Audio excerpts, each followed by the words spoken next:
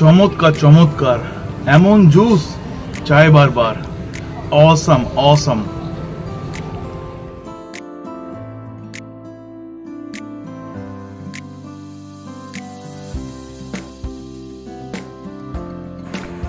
প্রথমে তরমুজটাকে খুব ভালোভাবে কেটে নিচ্ছি। দেখো, আমি এই জুসটা বানানোর জন্য অর্ধেক তরমুজ ব্যবহার করছি এবং বড় যে ছুরিটা আছে সেটাতে তরমুজটাকে খুব সুন্দর করে এরকমভাবে কেটে নিচ্ছি।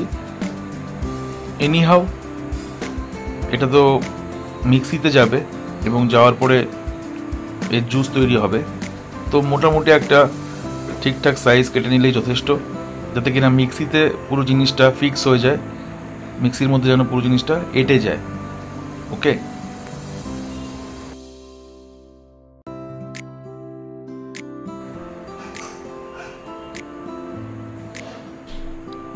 কালো আমার খুব ফেভারিট কালার, তাই জন্য তোমরা বাংলা রান্নার ম্যাজিক এই চ্যানেলে যে অধিকাংশ ভিডিও দেখো তাতে আমাকে কালো পোশাকেই দেখো, কারণ ওটা আমার খুব ফেভারিট কালার।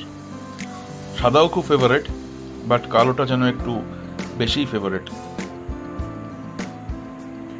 কারণ আমি মনে করি যে আমার যে ক্যারেক্টারটা আছে, আমার যে লুকটা আছে সেটা খুবই এনিগমেটিক, মিস্টেরিয়াস, আর কালো সেটাকে খুব ভালো করে ডিফাইন করে।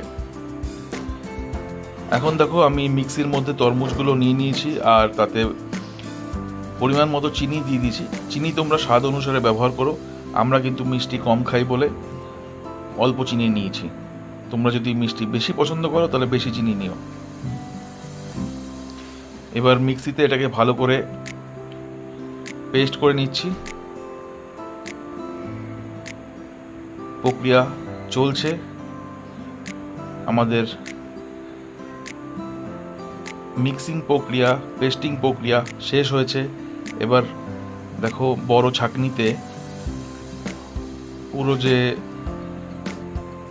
মিশ্রণটা আছে, পুরো যে পেস্টিংটা আছে তরমুজের, যেটাকে আমরা কিনা মিক্স করেছি মিক্সিতে, সেটা ঢেলে দিলাম এবং ঢেলে দিয়ে ভালো করে এই ছাঁকনিটাকে ভালো করে শেক করে ভালো করে নড়িয়ে চড়িয়ে জুসটাকে কিন্তু আমরা এই কাচের যে সুন্দর জগটা আছে তার ভিতরে নিয়ে নিলাম। এইবার আমরা এটাকে প্রেজেন্ট করব। সুন্দর একটা কাচের গ্লাস নিয়ে নিলাম, তাতে অনেকগুলো আইস কিউব দিয়ে দিলাম। দেখো কি সুন্দর লাগছে।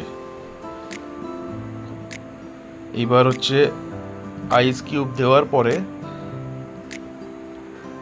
কাচের জাগ থেকে আমরা ওয়াটারমেলন জুস এর ভিতর ঢেলে দেব। দেখো, জাস্ট লুকটা দেখো।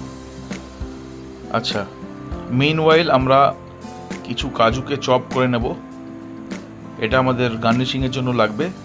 তো সেই চপিং বলে কাজু চপ করে নিলাম। আচ্ছা, এইটা কিন্তু একটা টুইস্ট এই রেসিপিতে, এইটা একটা খুব বড় টুইস্ট, যেটা কিনা আমার রেসিপিটাকে খুব স্পেশাল বানায়। এই যে খুব ফুল ক্রিমি ভ্যানিলা আইসক্রিমটা, যেটা কিনা কোয়ালিটির, সেইটা কিন্তু আমি এখন অ্যাড করব। লাল আর সাদাতে একটা এমন সুন্দর কম্বো তৈরি হবে, একটা এমন সুন্দর কম্বিনেশন তৈরি হবে, আর কালার কন্ট্রাস্ট তৈরি হবে, যেটা কিন্তু এই জিনিসটাকে আরও বেশি অ্যাট্রাকটিভ করে তুলবে। দেখো, রান্না হচ্ছে একটা আর্ট। তো তুমি যদি সেই জিনিসটাকে খুব সুন্দর অ্যাট্রাকটিভ লুক না দিতে পারো, প্রেজেন্টেশন দিতে না পারো, লুক অ্যান্ড ফিল না দিতে পারো, তাহলে কিন্তু যতই তুমি টেস্টি খাবার বানাও সেটা কিন্তু ফেল হয়ে যাবে, কারণ আগে দর্শনধারী পরে গুণ বিচারি। এবার দেখো, আমি ভ্যানিলা আইসক্রিম নিয়ে নেওয়ার পরে আবার কিছু আইস কিউব দিলাম, আর তারপরে শেষে যেটা করলাম, কাজু দিয়ে ওটাকে গার্নিশ করলাম। আচ্ছা, এখনও কিন্তু কমপ্লিট হয়নি। আমি বেসিল সিড এর উপরে সুন্দর করে ছড়িয়ে দেবো। তো দানা দানা দানা দানা এরকম দেখতে লাগবে, তলায় লাল, উপরে সাদা, তার উপরে কাজু, আর এখন বেসিল সিড, উপরে আবার আইস কিউবও ভাসছে। তো এত সুন্দর লুক হয়েছে কি বলবো।